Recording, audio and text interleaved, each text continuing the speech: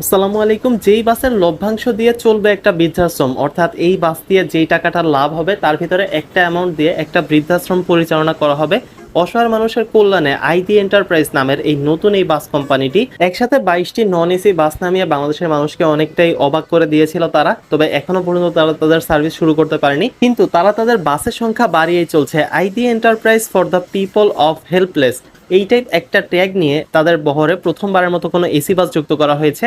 তাদের route permit পাওয়া মাত্রই এই বাসগুলো চলাচল শুরু করবে। এর আগে 22টি নন এসি বাস যুক্ত করলেও প্রথমবারের মতো কোনো এসি বাস যুক্ত হচ্ছে তাদের বহরে। যেই বাসটির প্রাইস পড়েছে আনুমানিক প্রায় 70 লাখ টাকার মতো। যারা রিজনেবল প্রাইসে বাস কিনতে চাচ্ছেন বা বড়ি তৈরি করতে চাচ্ছেন তারা যোগাযোগ করবেন স্ক্রিনে থাকা মোবাইল নাম্বারে। এবং ডেলকেঞ্জি ওয়ার্কশপ নির্মাণ করেছে অসাধারণ এই এসি ইকোনমি ক্লাস বাসটিকে। বাসের ভিতরের সৌন্দর্য আপনাকে অবশ্যই মুগ্ধ করবে।